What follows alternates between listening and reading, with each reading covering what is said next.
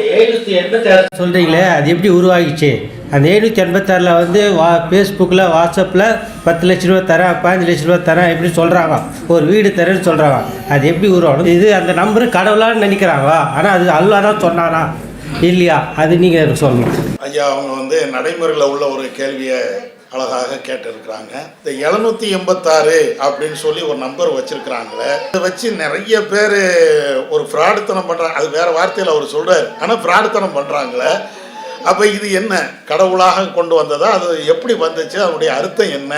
ஒன்றும் புரியலையே அப்படின்னு சொல்லி ஐயா அவங்க வந்து கேட்குறாங்க.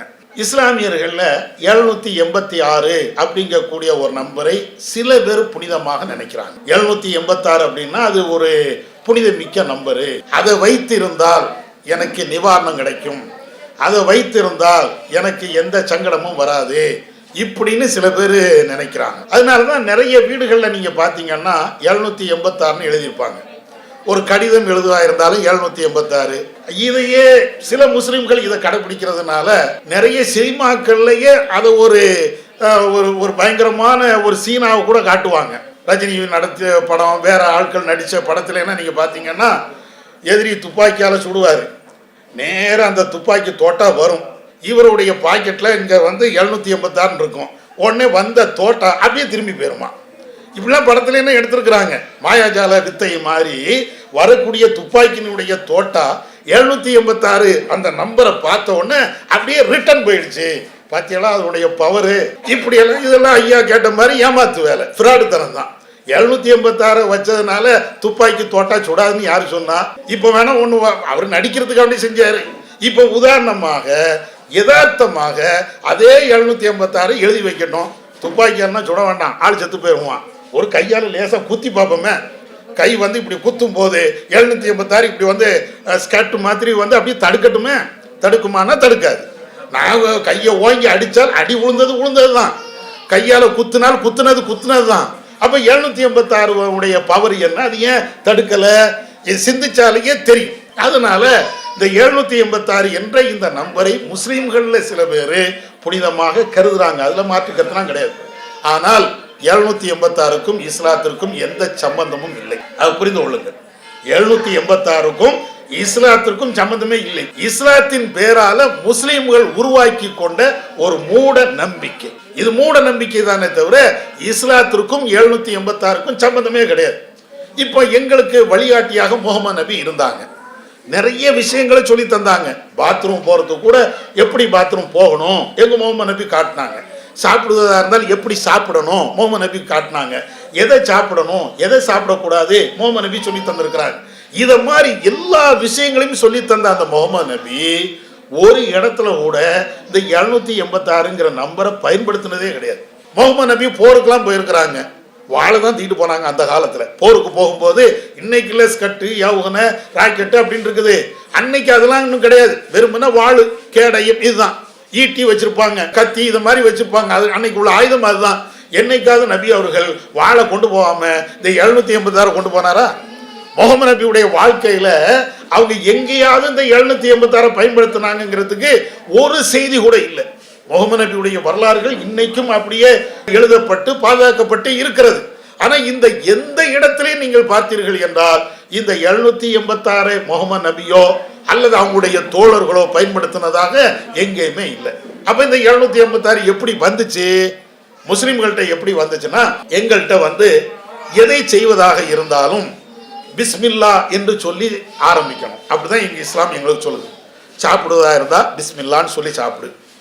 அதே மாதிரி வேற ஏதாவது படுக்கிறதா இருந்தால் பிஸ்மில்லா சொல்லி படு. இது மாதிரி எதை செய்யறதா இருந்தாலும் பிஸ்மில்லா அல்லாஹ்வுடைய பேரை கொண்டு அப்படிங்கக்கூடிய வார்த்தையை பயன்படுத்தணும். இதுக்கு முழு வாக்கியம் ஒன்று இருக்கிறது. அதுக்கு எப்படி சொல்லுவாங்கன்னா பிஸ்மில்லாஹிர் ரஹ்மானிர் ரஹீம் இப்படின்னு நம்ம சொல்லுவோம். பிஸ்மில்லாஹிர் ரஹ்மானிர் ரஹீம் இப்படின்னு அது ஃபுல் வாக்கியம். அதை ஷார்ட்டா சொல்லும் போது தான் பிஸ்மில்லா அப்படின்னு சொல்லுவோம். இது அரபி வார்த்தை. முஸ்லிம்கள்ட்ட நிறைய பேர்கள்ட்ட இந்த பழக்கம் இருக்கும். பிஸ்மில்லா பிஸ்மில்லா. சில ஹோட்டல் கூட பேர் வச்சிருப்பாங்கல்ல, பிஸ்மில்லா ஹோட்டல், எல்லாம் இதுதான். பிஸ்மில்லா ஹோட்டல்னா நீங்க படிச்சிருப்பீங்க, வெளியில வச்சிருப்பாங்க. அப்போ ஒரு விஷயத்தை ஆரம்பிக்கிறதா இருந்தால் பிஸ்மில்லா, ஒரு கடிதம் எழுதுறோம், அப்போ பிஸ்மில்லாஹிர் ரஹ்மானிர் ரஹீம் இப்படின்னு போட்டு எழுதணும். இதே மாதிரி எதை செய்யறதா இருந்தாலும் பிஸ்மில்லாஹிர் ரஹ்மானிர் ரஹீம் சொல்லணும்.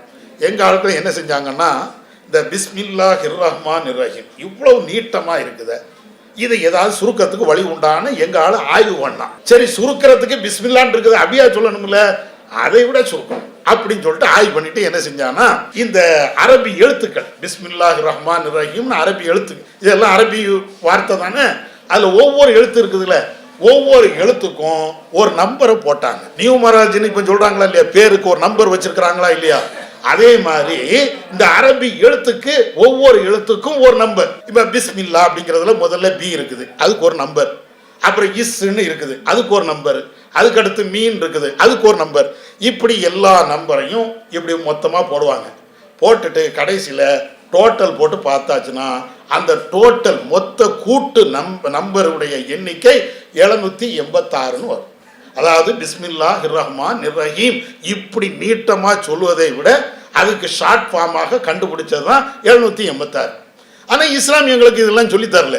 இந்த பிஸ்மில்லாஹிர் ரஹ்மானிர் ரஹீம் உடைய ஷார்ட் ஃபார்மாக இவங்க கண்டுபிடிச்சது. இதை வச்சுக்கிட்டு தான் அது புனித நம்பர் அப்படின்னு சொல்றாங்க. இது புனித நம்பரும் கிடையாது, இப்படி இஸ்லாம் எங்களுக்கு சொல்லி தந்ததும் கிடையாது. பிஸ்மில்லானா பிஸ்மில்லானே சொல்லு, சாப்பிடும்போது பிஸ்மில்லா சொல்லித்தான் நீ சாப்பிடணும்.